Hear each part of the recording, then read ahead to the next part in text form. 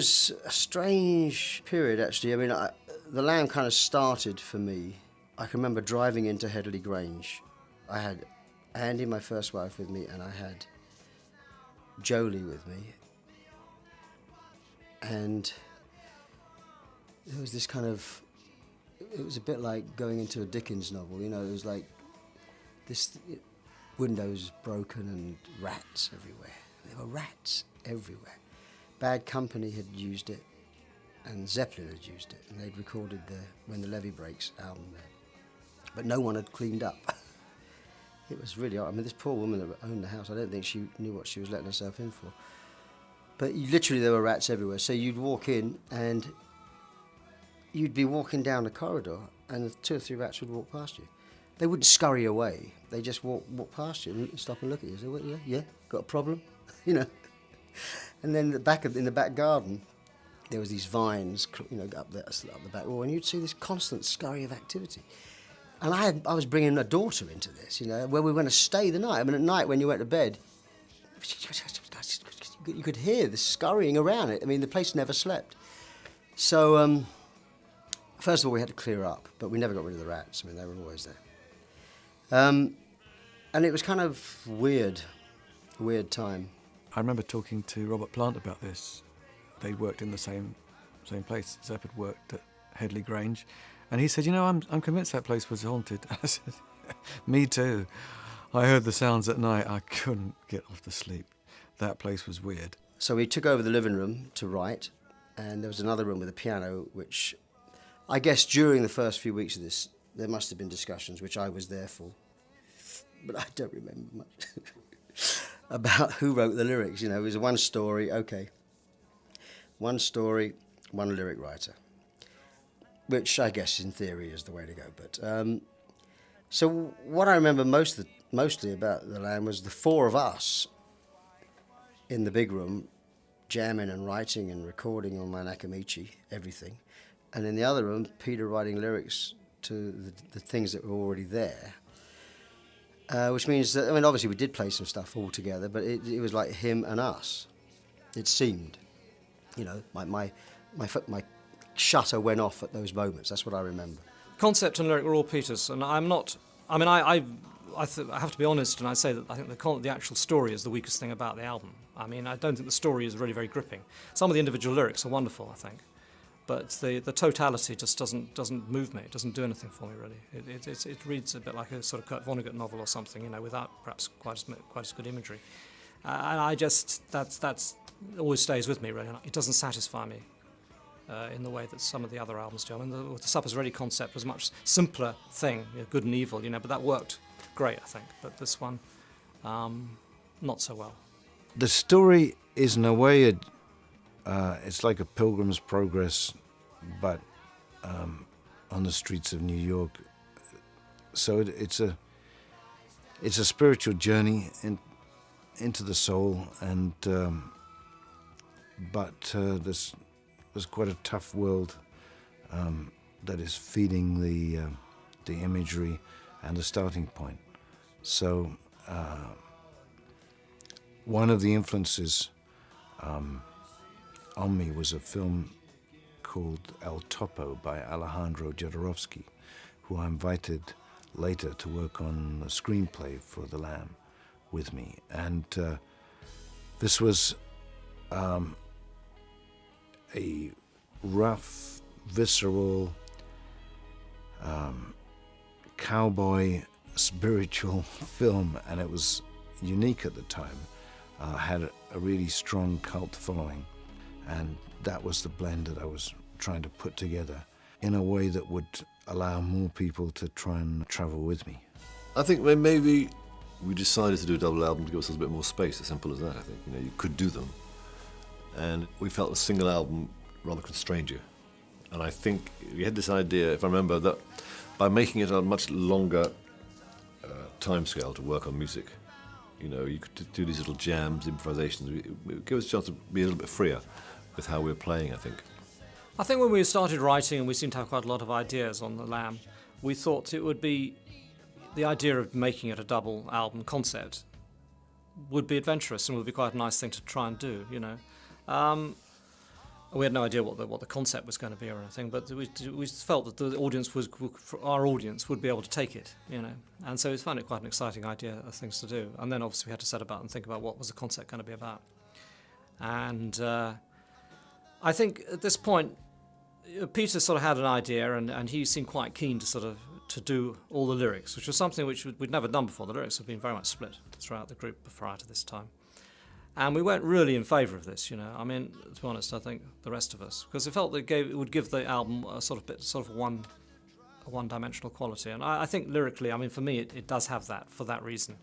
And but anyhow, I think, you know, perhaps the relationships in the group was getting a little bit more, you know, wasn't quite as easy as it once had been.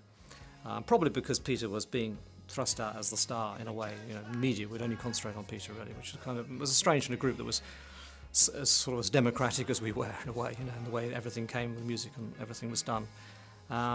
So that was a little bit difficult for us, I think. And obviously during the making of, while we were actually writing this album, Peter actually got an offer to do this film script for William Friedkin, and he decided he was going to do it and went off. And that was in the middle of the writing.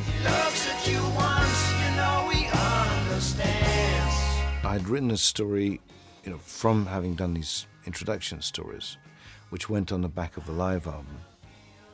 And it was about a woman who began sort of stripping in a tube train and taking off her clothes. Anyway, eventually she strips herself down, and all that's left is this sort of tube of light. And it was something that caught William Friedkin's fancy, because he was Mr. Hot and Happening in Hollywood at the time, because he'd just done Exorcist. And he wanted to use that power to try and reinvent Hollywood and bring in a whole new team of people. And he invited me in as an ideas person, you know, to brainstorm and come up with different concepts in different areas. He'd actually approached Tangerine Dream to do the music.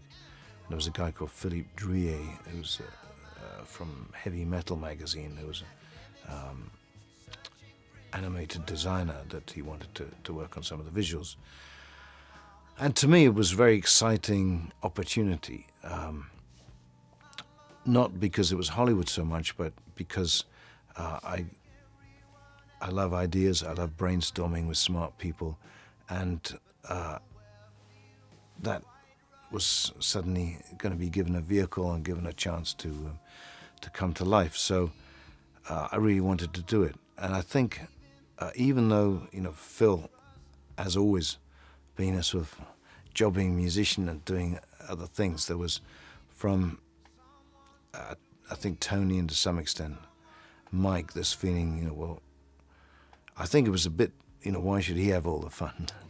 But it was the sense that, you know, no, we're not happy to make time for you to go off and piss away in a valuable band time when you should be committed and turning up at 9 o'clock every morning. And that was a sort of hot, contentious issue. And so he did leave, you know, because we gave him an ultimatum: you choose Friedkin or you stay with the band. So he went. William Friedkin sort of, I didn't want to split the band up. I don't even know if this is going to work. This is just an idea. So Peter comes back. But at that point, of course, we all know that this could happen at any time. My first feeling when Peter left was, okay, well, the vocals get in the way anyway. Let's just do it instrumentally. Yeah, let's just get rid of all the vocals and just do it instrumental. We all like the instrumental bits anyway. So, you know, of course that was poo-pooed, quite rightly. And Peter came back and we carried on writing. And then we went to Wales, this farm in Wales, to record it with John Burns and a mobile. And that was great fun.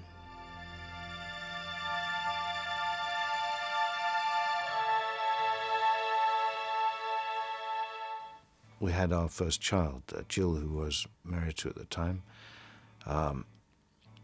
It was, you know, as it is for anyone really, it's suddenly the most important thing in your life by a long way.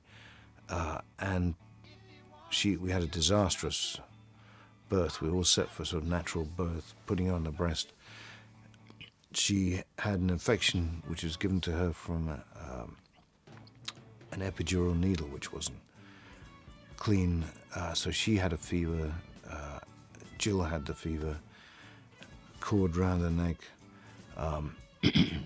lungs full of gunk, everything was going wrong, and we didn't think she was going to survive. They put her in an incubator, carried her away like a piece of chicken carcass and wrapped up in silver paper, and they actually wouldn't let my wife see her because they thought it would be cruel for her to bond with the baby who wasn't going to make it through. Chances were so low. I mean, they wouldn't do that nowadays, but they thought they were being kind. That was then the center of everything, and the band, of course, were recording instead of somewhere reasonably close to London, where we were in St Mary's, Paddington, out in Wales. And I was making these sort of long pilgrimages beforehand, and then I would be based here, and then whenever things looked better, I'd try and zoom back to Wales for the recording. So this was something that the band, I think, would accept now, that they were not very understanding, and I just lost it in lots of ways because I felt, this is so obviously more important than an album or anything else. This is life and death, and it's the center of my family. That's where I need to be. And there was a lot of resentment about that. So I think the seeds for the beginning of the end were sown at that point.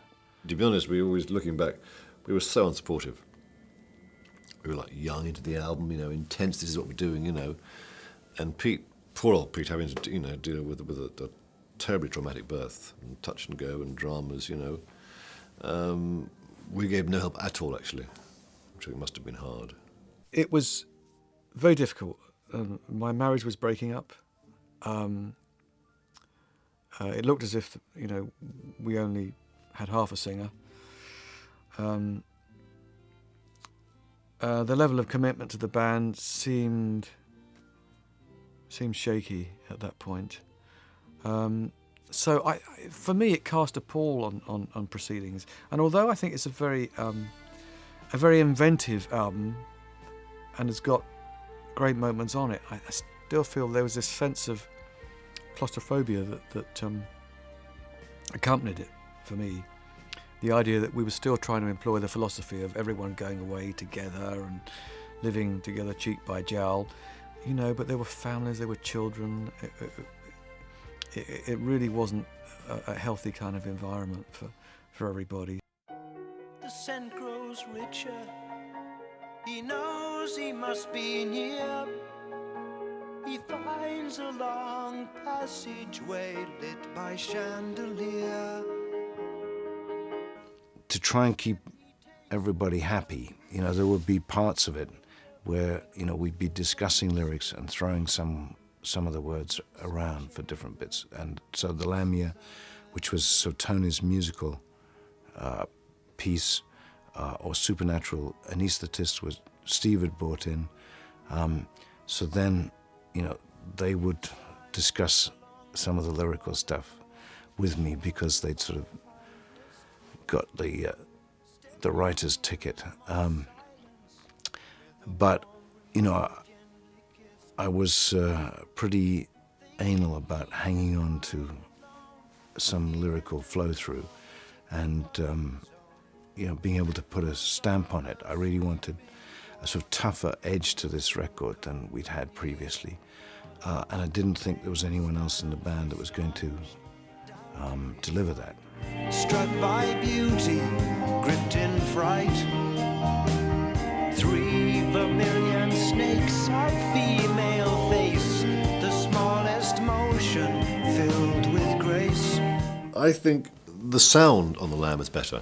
It was slightly more like they were recording us live. I said earlier that we always felt like the live sound was good, and on record it was a bit of a struggle to get it back good enough as it was in the room. We recorded in a room, and I think that made it feel. The drums had more of a live feel. And I think that the sound improved a lot. I mean, there's some good sound on this album, I think, because of the idea of not being in the studio, being in a live room, you know, and sort of miking that more like we're sort of playing together on stage. So I think the sound was quite an improvement for us, yeah. Some of those tracks sound even a bit like Neil Young, you know, the kind of the barn recordings of Neil Young with Crazy Horse, you know, that you can.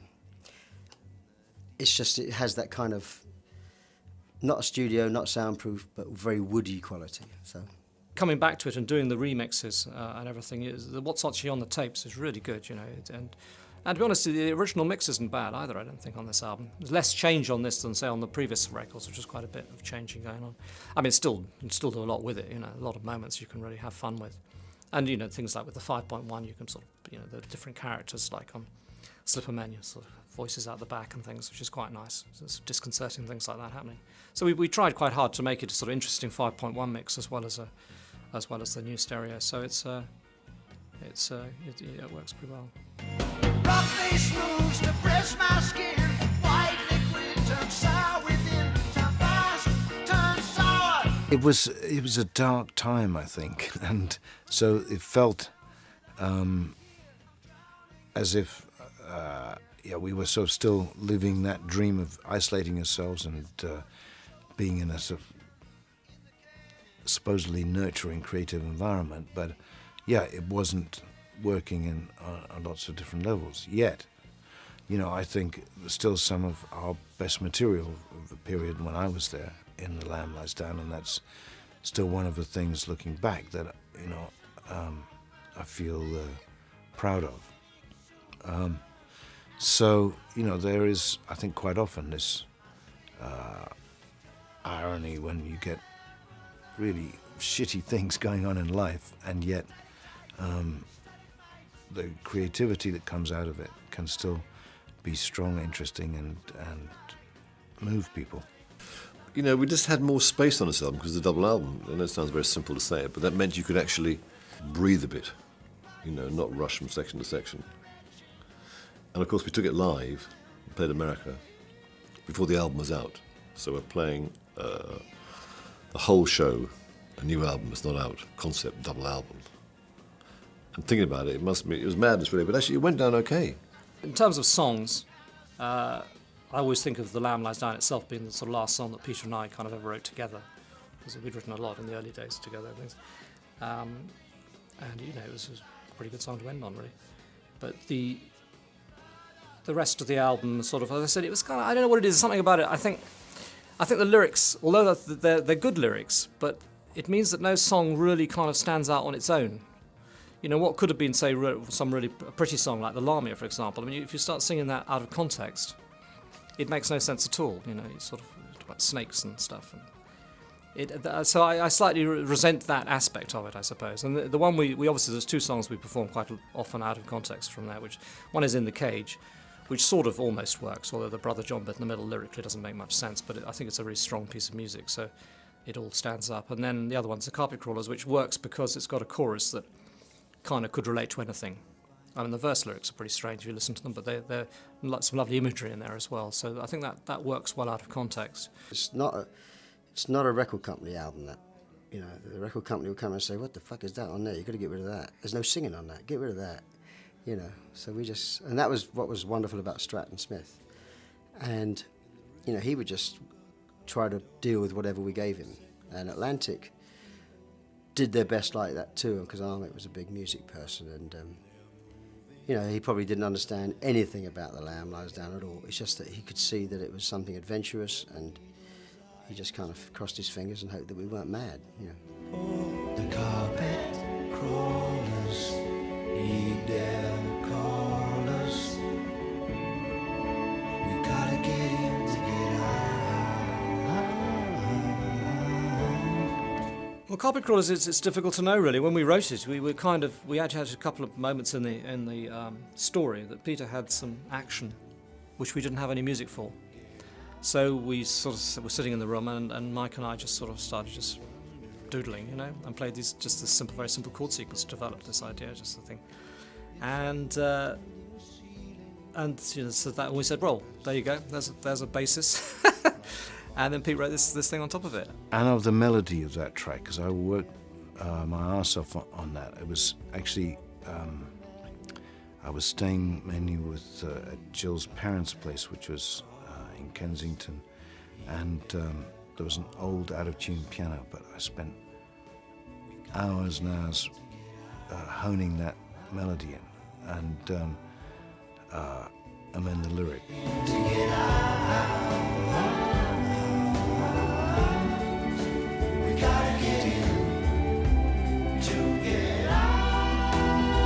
It just worked really well. It's one of those things very simple, you know, and I think that's half its charm. Sometimes with Genesis it's a bit overworked and we sort of put too much into things, and something like this, which is, you know, almost a sort of bog standard sort of chord sequence in a way. Well, the chorus is a little bit different, but it just gave it somewhere to go. And I think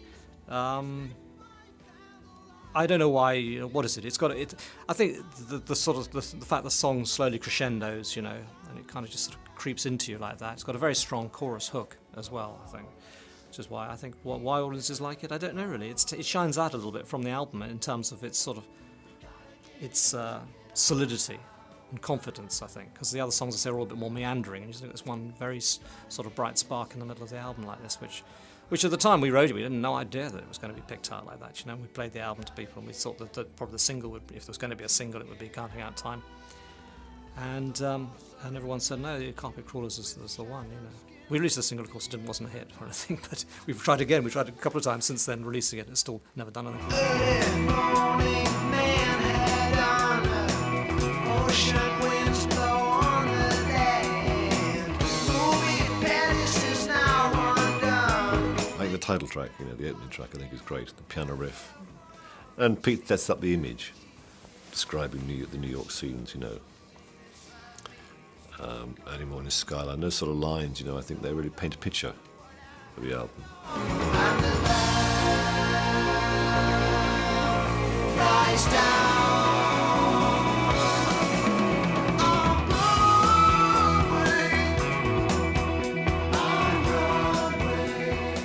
I remember it.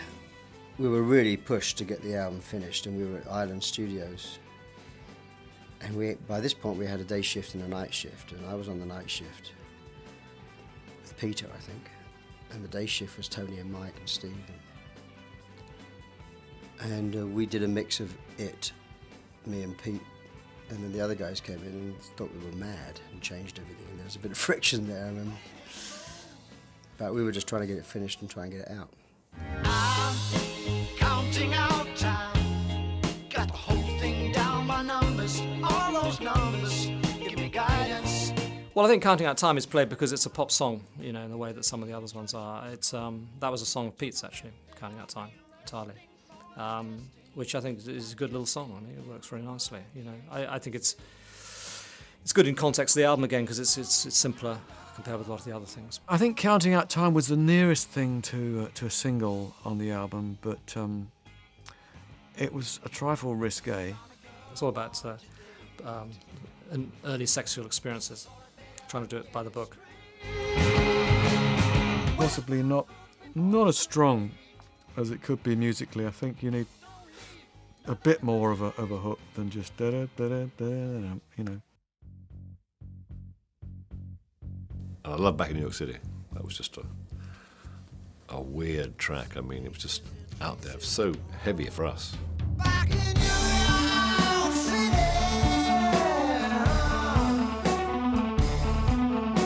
I think I wrote it with the band. I can't remember actually, but I think it was sort of, and a lot of jamming, a lot of improvising. And I know we were conscious at the time. We were thinking that it's kind of a shame when Pete wanted to move on because we thought this is sounding really good musically, very strong. And I think at the end it's still a strong piece. That started off as a riff of Mike's. He just had this idea of playing on. He had a 6-string bass, and he was playing this riff on it. And then we sort of developed that as a song. And then Pete just did this sort of shouting type vocal on it, which was kind of, at the time, was sort of quite surprising, you know. But I think it works pretty well. Again, I think the song is a bit more complicated than it needs to be. I think there's a couple of little extra bits in the middle there that should probably, courtesy of me, in fact, I think, which probably be better off if they weren't there. But they are there, so that's what you've got. People have covered it. I mean, back in New York City, it's been covered by a couple of different bands recently that I've got. You know, I managed to get hold of these things when I hear about them. But yeah, I mean, just from my point of view as a player, I mean, I was playing. I mean, I went to see the Musical Box play this in its entirety, and I was amazed at just how complicated it was. And this guy was playing it well, but I mean, I must have played it better. You know what I mean? Because I wrote it, and I mean, my drum set was like, you know, like a huge. I mean, it wasn't like a big drum kit. It was just like lots of noises here, lots of things there, and I was whizzing around it. I mean, it was probably the height. I mean, certainly between that and then the next 3 or 4 years with Brand X and Genesis, that was probably the height of my playing, you know. But a lot of inventive stuff, you know, from everybody. I mean, Steve was, you know, like a great sound guy, and, you know, Tony was getting the maximum out of what he had.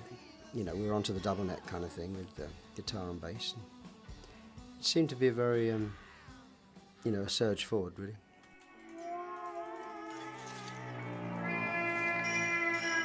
Well, I just think that they display a side of Genesis that no one really, well, everyone forgets, apart from the ardent fan, they forget or they've never heard.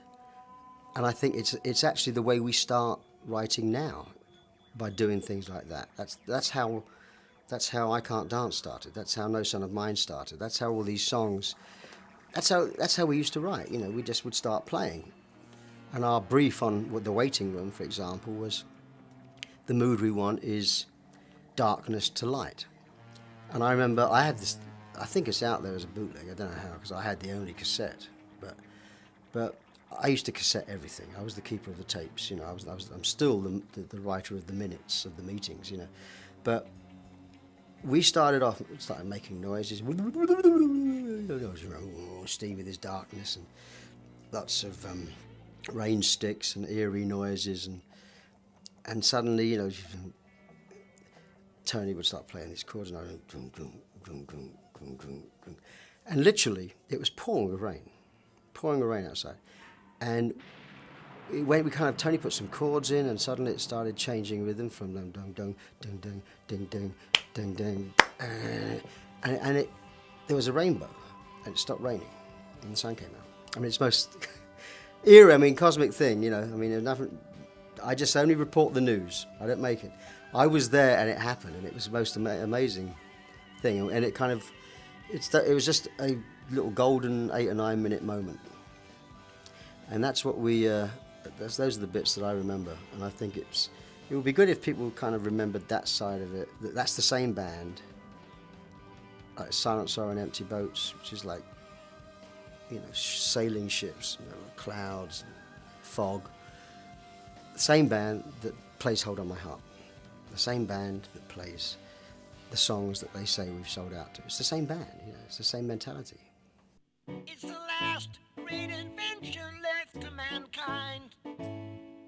Screams a drooping lady, offering her dream dolls at less than extortionate prices. Eno was upstairs taking Tiger Mountain by Strategy, and Peter was a fan of Roxy music. I guess they were. I'd never heard of rock. I've heard of them, but I'd never heard their music. Anyway, he asked Eno to come down and put the vocals through his ARP. So he did, and that Grand Parade of Lifeless Packaging was one of the things he did. And after we'd finished that, some deal was made, and I was sent upstairs to play drums on Eno's record, which was fine by me because I ended up getting to know him very well and playing on Another Green World and Before and After Science and Music for Films, you know. And we've stayed in touch. But I felt like some kind of prostitute, you know.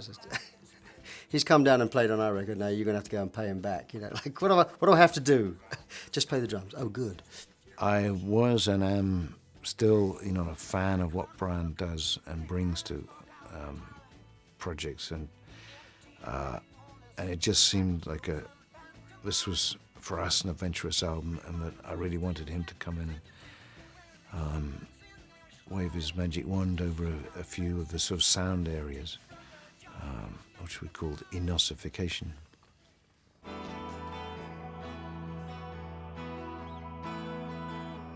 It's a funny album, this, really, because I suppose it's sort of looked back on as something of a classic. I didn't really enjoy sort of writing or making this album to the same extent as I did all the other albums. I mean, there's a lot of my stuff on this album, I have to say, a lot of bits I had. Some bits I had around for a while, and, you know, particularly with the bits that ended up in, obviously, The Lamb and The Cage and, you know, and Nami and Slipperman and all that sort of stuff. And we did a lot of improvising as well and created these bits. And I think some of the most exciting bits on the album are actually these little interludes that we had. One of my favourite ones is the one we ended up calling a Fly on a Windshield, I think, which was originally was called Pharaohs. And we just sort of sat down and was playing sort of fifths and just making it sort of like the Egyptian army sort of coming across the landscape was the idea, you know. And we had a sort of quiet one and a loud one, and we just sort of butt joined them. But then with the lyric, the idea of this sort of fly hitting a windshield, and of course it comes in with such a big bang, which is probably the single best moment in Genesis. I think that's just that moment when it comes in, that first chord. After that, it's just downhill, but it's just a wonderful moment, I think. And I'm hovering like a fly, waiting for the windshield on the freeway.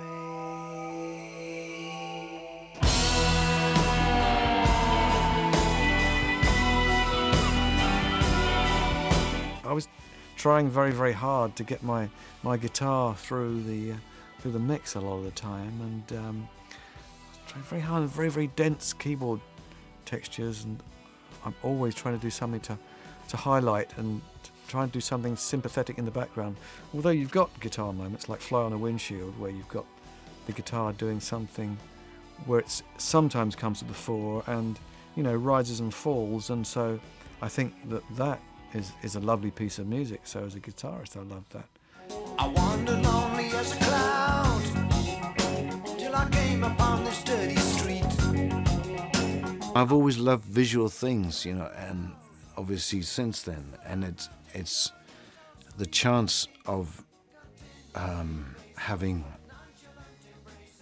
interesting looking visuals or get a reaction from people, you know, much in the same way that the Fox's head and the dress had got a strong reaction. The Slipperman, you know, was a really ugly looking thing, and you know, I would crawl out of his phallus, you know, which would unroll on the stage, and it was a great moment. I was starting to sort of just feel like the music was being overshadowed by the visuals, which were getting a little bit out of hand. I mean, the idea of having these screens behind us was fantastic, but I mean, they never worked. I think we had maybe 4 shows in 100. When everything actually changed at the right moment. You know, we sort of 2 eyes. We had an eye and a New York street scene, you know, because the slide changer didn't work. And you know, all that stuff was frustrating, but it was nothing we could do about it. But there was 2 things.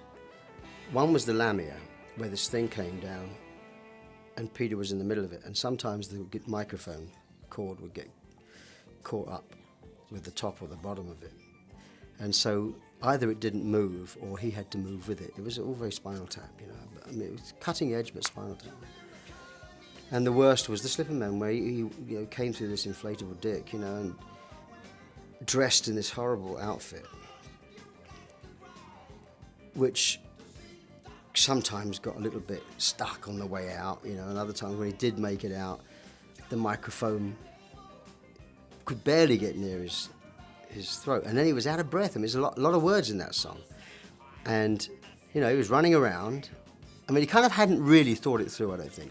Phil's absolutely correct that it was bloody hard to sing inside there. We didn't have those little tiny mics, so inside this mask I was trying to hold the microphone and tripping up over things, and you know, different points I'd crawl under Tony's organ, appear at different places, but it was just trying to explore things and push it a lot and have fun, you know, because it was fun. But again, it was a little like with the lyric. I knew that if everything went to the vote, it would die a horrible death.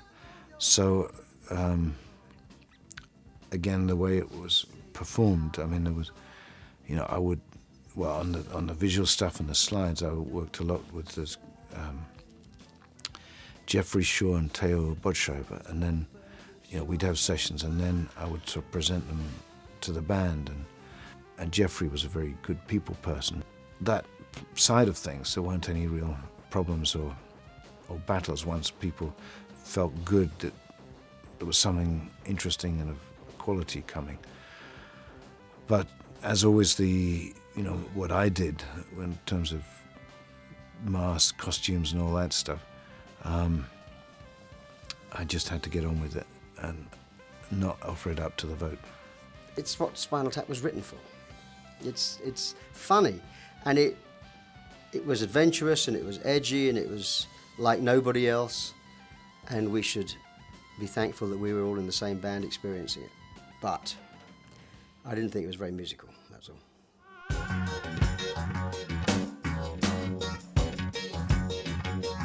Well, I think it works pretty well. Obviously, it's the idea was it's showing sort of images from the story and everything, and it has that kind of it has a sort of graphic novel sort of quality about it, which I quite like, because I'm a bit of a graphic novel fan, and so I quite like the sort of dark thing about it. I think it was, it was a question of how we used it, whether we used it sort of bigger and over the whole album, or whether we just used that sort of band of stuff. I think it works pretty well. I mean, it's in a lot of character, and also the writing, that sort of Greek lettering we used, which we've obviously come back to a few times later in our career, I think looks very strong on it, really. I think it was good because it gave whereas all of the previous albums have all been a bit more romantic, this was a lot less romantic, this album, and having a stark black and white cover like that, I think it made you aware that this wasn't going to be quite as sort of cuddly, perhaps, as some of the previous stuff. I really liked Storm. It was a wonderful character, very dry, cynical, sardonic, and very talented. And he was just a lot of fun to interact with. He was always rude to everybody, and but when you're riffing ideas, it's a lot of fun. And he also has this bag of the unused hypnosis ideas that he tries to palm off on everyone as new and fresh, but here there was a story and some strong ideas for pictures. I had a sort of Puerto Rican figure in my head who, perhaps West Side Story was maybe another influence as well as El Topo. But the faces that they were able to find in the UK didn't seem anything like what I had in my head. And I remember a big search to try and find someone acceptable as Rael, because I thought the face has to be right. And I think we got pretty close, but it was sort of like 8.5 out of 10. Hypnosis for years have been trying to get us to use a photographic cover. They always wanted everything to be edgy realism, and the band always wanted something much more, to their mind, that what Hypnosis considered to be airy-fairy. Oh yes, you want all this romantic stuff. Why can't you have something which is contemporary, photographic, literal, perspectives-driven, just like all their other covers? And the cover, I don't think it's the greatest cover ever. I think that Hypnosis did do great covers, occasionally for Led Zeppelin, who I think were perhaps more open to some of their ideas. Like I remember them saying, what about if we have a family sitting around and they're staring at something in the middle of the table and no one really knows what it is? And everyone says, no, don't like that. But everyone was sure that they didn't want their photograph on the front. No one wanted their own face to be on the front of the album. Probably not until Phil did Face Value, but that's another story. Yeah, I feel it's a little bit as confused as the story. It's a distinct package. I don't think I've ever read the story inside it, actually. It's been one of those things where it's something I should have done, and then it became too late, and there was something else to do, so I never. But again, it's difficult when someone plonks an album in front of you to sign. What you're signing, very quickly someone goes, okay, picture. The filing cabinet in your head goes back to all the things so every album cover has straight away, even though you're signing your name on something that's 30 years old plus, it has those sort of emotional attachments. Some good, some not so good, but at least evoke something.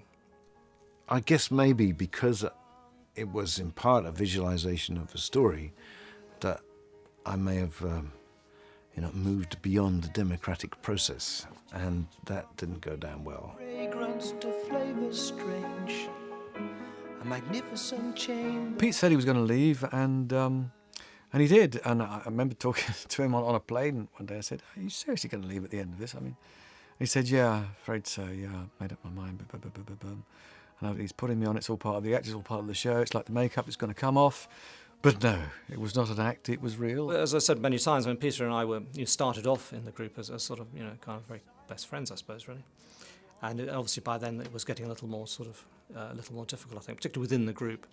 So yes, it was a sort of sad time in that way. And you sort of felt that, particularly once we started, when we did the tour, we did about 100 shows of The Lamb, which wasn't a fantastic show, to be honest, I don't think. Although we tried very hard and had lots of good effects. It was trying to do the whole album, to an audiences who really wanted to hear a lot of the old hits, made it a little more difficult. But it was a bit strange to be carrying on doing gigs knowing the singer was leaving. I must admit, it was a bit strange. Must have been strange, And then I think the last gig was cancelled, so the gig we were actually at became our last show. So that was a bit of an anticlimax. There was no kind of build-up because the next show had been cancelled because no one bought tickets. Toulouse, we all disagree on where the last show is. It's incredible. I'm convinced that Toulouse was cancelled and we ended it with the five of us in Besançon. Everybody else tells me we ended in Saint-Etienne, but you think someone would know, wouldn't you? Apparently I'm wrong, but I'm pretty convinced I'm right. Anyway, the last show was cancelled, so that was the end of that. I think I started to have some frustration of sort of not being part of the keyboard side of things, I have very strong ideas on how things should sound and how you mix things together, and so I think there may have been some frustrations in that department. I think something happened when he left for a bit, and you're in your mind you're thinking, wait a minute, this guy's maybe he's going to pull somewhere else, different directions. He wants to think outside the band. And so when he finally did break the news, it was not such a huge shock. We had a kind of pre-warning, I just managed to persuade Tony Smith to leave his business and become a manager. Poor guy like that, suddenly, the singer leaves. And I'm sure he thought, oh God, what have I done? But it's funny. In a sense, talking about it now, you said it seems a long period. It's not a long period, you're right. But I'm talking about it now. I think a lot of tours, a lot of work, a lot of gigs, a lot of music in a sort of 5-year period, actually. I remember seeing once the list of gigs we did 1 year. It was like 190 or maybe 200 in 1 year. No, 210 in 1 year. That's a lot of gigs. But it became a bit of a landmark album and an end of an era too, I think. I mean, one of the several reasons why I left was because that I didn't feel able to control, or that I was in charge of my life, that, I could just look on the calendar and see exactly where I was going to be 18 months from today, and I never liked that feeling. I have to say that there's been sort of little rumours on and off throughout the years that because of my apparent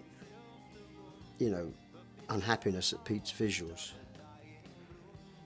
that I was either an instigator of him leaving, pleased that he left so I could sing, None of that is true, I love Peter to this day as if we've always been close. I played on his album, I played for him as his drummer for free, because he couldn't afford a band at one point. We did gigs when he was routining the third album. I love the guy, went to his wedding and you came to mine. We all get on great, but I've always felt very, very close to Pete. And I was very sad when he left, but we had to get on with it. And I didn't want to be the singer at all, because I was the drummer. And by that point, I was a very good drummer. So why would I want to sing? We couldn't find anybody else, so if we couldn't find anybody else, that was the end of it, or have someone that didn't really make the grade, So, bit by bit, I ended up doing the singing, and but people always take the short story, they take the shortest route, and they think, Phil's the singer, he's had to go at Pete, he wanted him out. It's bullshit. Phil yeah, some people think, that Phil was sort of chomping at the bit, waiting to get rid of me, and it wasn't like that at all. I think he loved being a drummer, and although I think was beginning to write songs and enjoy being a singer, for quite some time the band didn't consider him as the singer, and I don't think he really considered himself as the singer for Genesis. So that evolved slowly. It was clear to me that he could have a big career on his own, and I remember, saying that to him and to the rest of the band at the time. And because, as I said, we would often be there hammering out our own things, which were sounding quite different from what the band was doing.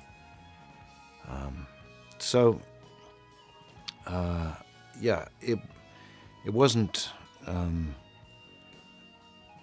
I never had the feeling that the band wanted to get rid of me at any time, and I think because we started the tour for the Lamb, and that got great reactions, people were hoping that things would all heal, and then we got to the Midwest of America, and it just got too much for me, and I just knew that I was drowning and had to head up for air.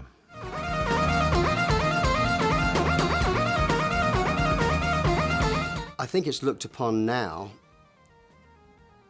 like in the same way that James Dean, only made 3 films, I think, 4 films, but I mean, everyone thinks he's a wonderful actor, and I think everyone looks back at The Lamb with a lot of reverence, but they didn't like it at the time. I think it was, but I'm glad that they got round to it now, but it didn't take the world by storm when it came out, that's for sure. Musically, there was a confidence and an assurance about what we were doing as writers and players, more than on any other record up to that point. So, there were all these different sort of out of balance elements that ended up making what I think is a good record. There's 1 or 2 weak points where it sort of fizzled out in places, but some of our strongest work. Yeah, I mean the good bits are good. It was a long album to make. I think a double album is hard to do, especially if things aren't going quite right, like Pete leaving for a bit. And on reflection, I guess it had to be that way. Pete would write all the lyrics. You couldn't mix it up, but it made it. His work there very, very hard, and I think I took him away from us really, and sort of he just got into a space and just worked on lyrics, and did some great lyrics, but it's still quite. It's slightly made us two camps, so to speak. But a good way to end, I think, Well, I can listen to it without rancor, and I don't remember the pain. I just can enjoy it as a piece of music now, and say, I think it was a clever album. Lots of great keyboard work, not so many opportunities for the guitar to shine, but where it does, I think it's interesting. I tend to think that it parallels, doing Topographic Oceans at that point, a double concept album, and us doing a double album, and I know that very often the guys have felt that maybe it would have made a great single album if the best stuff had been kept. But what would you have kept? What would you have thrown away? Kept my bit, of course. To hell with all the rest. No, I think it's great that we went out on a good piece of work.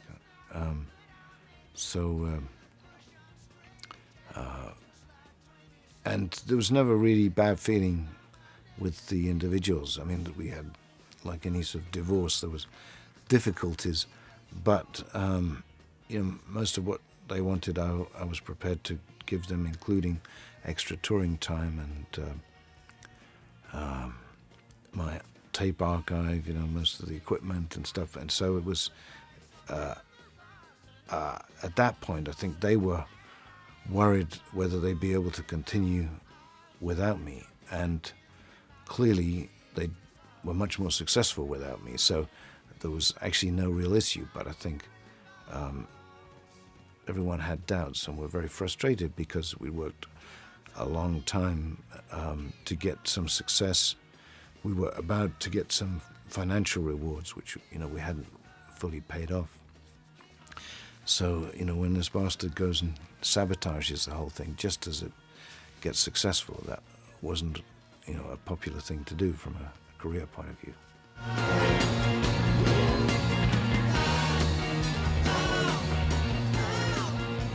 I think it's quite a difficult album. It's very dark and quite dense. But I think, therefore, people sort of, you know, I think people, if you try at it, and I mean, it still works really well, I think, you know, and I think it's rewarding, and perhaps it takes a little bit more to get into it in the first place, and maybe for that reason, people, you know, once they've got there, hold it up like that. But I think, in honesty, you know, that's the thing about Genesis. Is a strange thing. We don't have any one album that everyone's going to say this is the one. You know, Pink Floyd have got Dark Side of the Moon, whatever. With us, you'll get people saying any album. I've had every album said this is the one, you know, part possibly from Genesis to Revelation. You know, I think it's just how you hear things. Sometimes it's at what point in your life you hear a thing, and you know, you're a teenager or something hits you harder when you're sort of 15 than it does perhaps when you're sort of 25, you know, and so it stays with you for that reason.